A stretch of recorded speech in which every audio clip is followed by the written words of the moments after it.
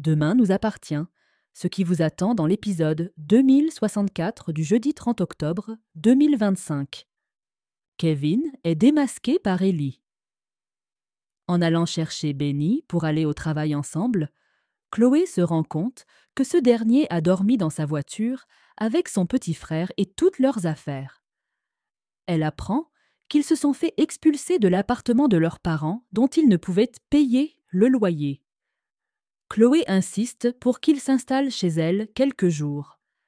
Pendant ce temps, Fred et Samuel racontent tout ce qui s'est passé au bootcamp à Victoire. Samuel s'inquiète toujours de l'adolescent bipolaire qui n'est pas venu récupérer ses médicaments. Victoire trouve également cela inquiétant.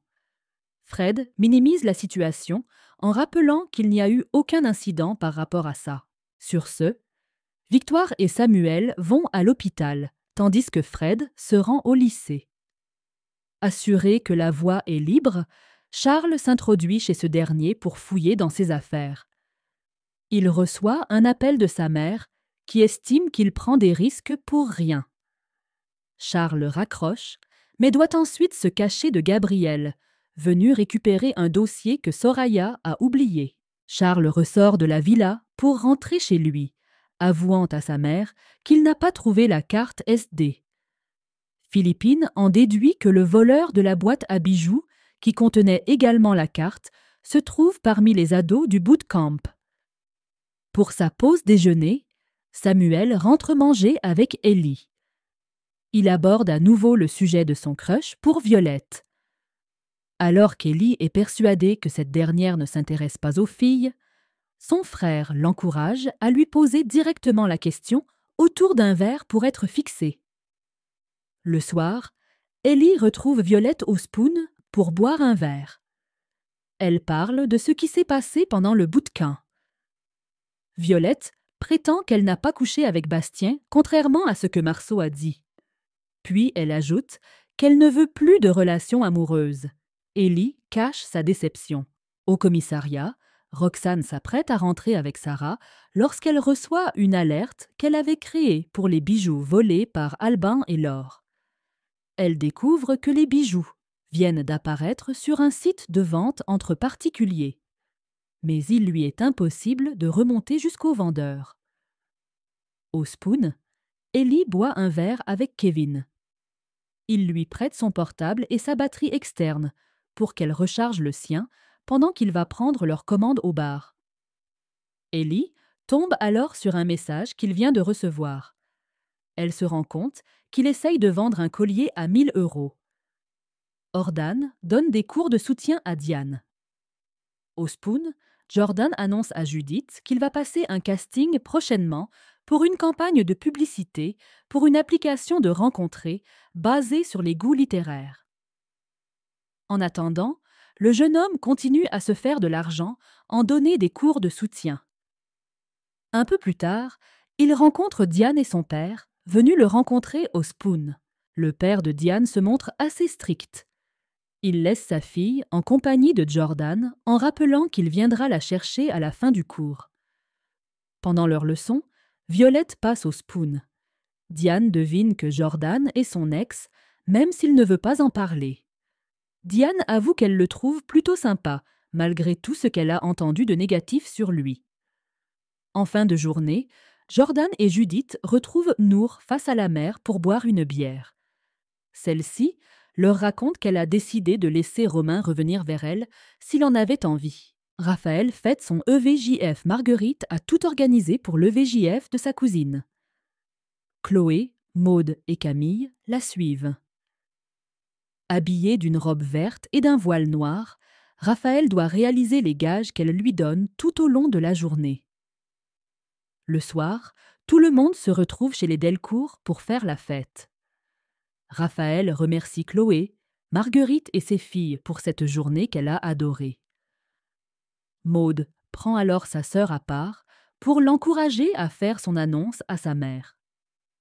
Camille préfère toutefois attendre après le mariage. Mais de quelle annonce s'agit-il? Mais au fait, de quoi Charles est-il coupable exactement? Le passé criminel de Charles refait surface dans Demain nous appartient. Mais qu'a-t-il fait exactement? Et pourquoi risque-t-il la prison? Le passé finit toujours par ressurgir, dans Demain nous appartient.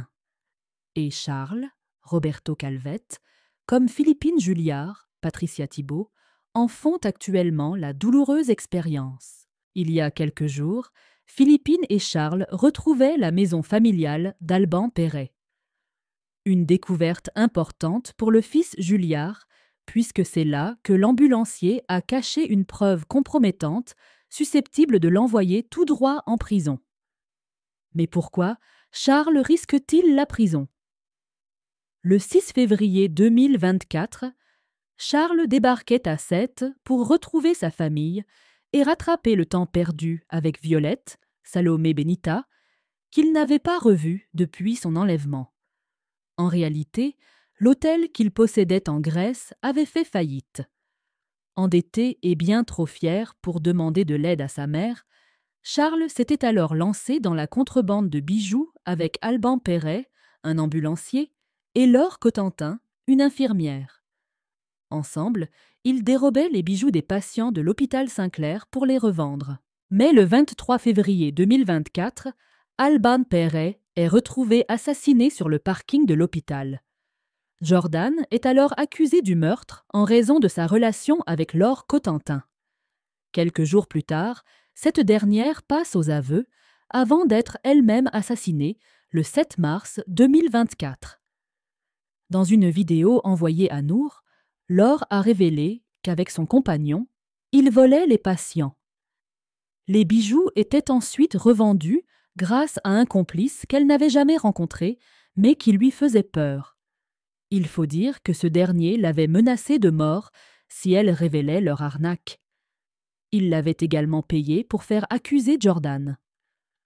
Lorsque Laure a voulu tout arrêter, les menaces ont continué jusqu'à sa mort. Ce n'est que quelques jours plus tard que les téléspectateurs ont découvert que le meurtrier d'Alban Perret et Laure Cotentin n'était autre que Charles et que Philippine le couvrait. Si jusqu'ici, Charles est parvenu à échapper à la police, Alban Perret a gardé un enregistrement dans lequel on entend le fils Julliard ordonner les vols de bijoux. Une preuve soigneusement cachée dans sa maison familiale avec le reste des bijoux qu'il n'a pas eu le temps d'écouler. Charles et Philippine parviendront-ils à mettre la main sur cette preuve compromettante avant la police?